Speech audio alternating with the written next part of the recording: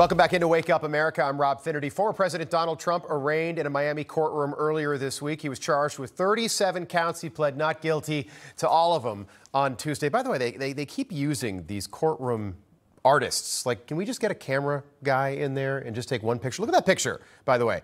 Maybe we get a different artist. Who is that? Is that Donald Trump? Supposed to be Donald Trump? Right? Isn't that weird? All right, joining us now for more is former acting U.S. Attorney General Matthew Whitaker. Why do we still do this, Matt? I have no idea why they can't just get one photographer in there and just take one picture instead of having somebody scribbling what I just showed everyone at home.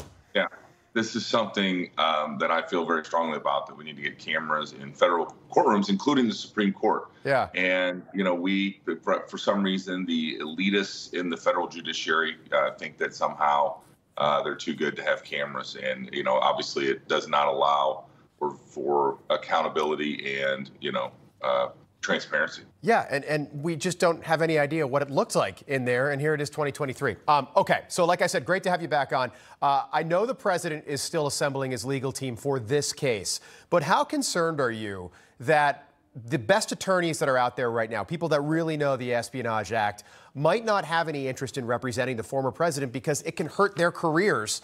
How big a problem could this become for the former president? Well, first of all, Rob, it shouldn't hurt their careers.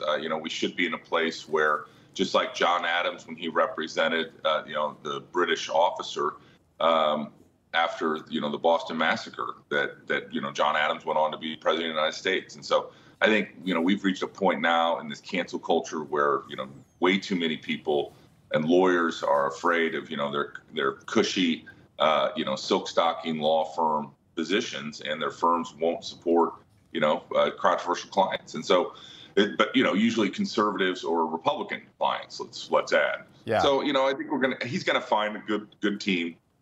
I think it's, the hardest thing is really probably more who can get admitted to the Miami bar than, who's going to represent Donald Trump. But I don't have any worry that he'll have a good attorney. Yeah, he's just spread legally so thin now with representation. By the way, I think John Adams got them off. Didn't he get the British off?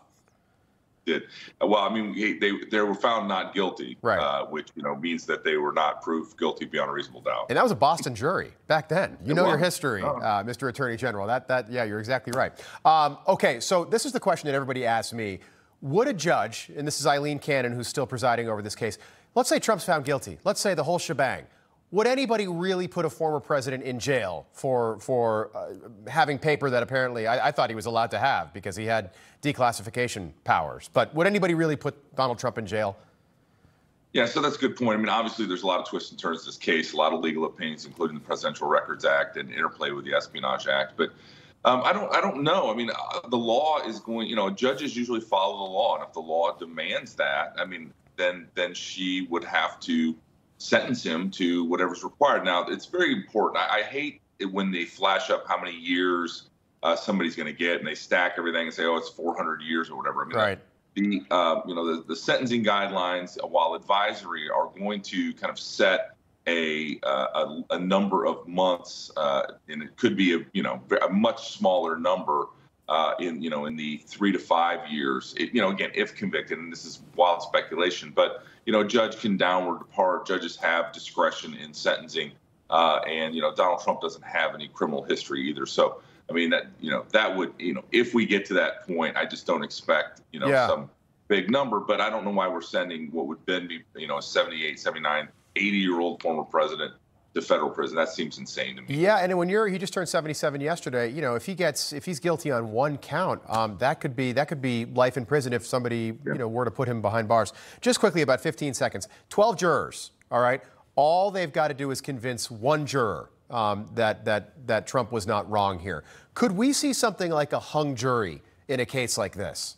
Yeah, I think there's two possibilities. A hung jury where one or more doesn't agree and they can't come to a unanimous decision, or jury nullification where a jury says, well, even if this evidence is, proves he's guilty, we just don't believe in this case, and we're not going to convict him. Okay. Matt Whitaker, always enjoy having you on. I did not think I'd be talking about the Boston Massacre on Wake Up America this morning, but important to know. Yes, exactly. Good point. We'll do it again soon. Look forward to having you back. Thank you.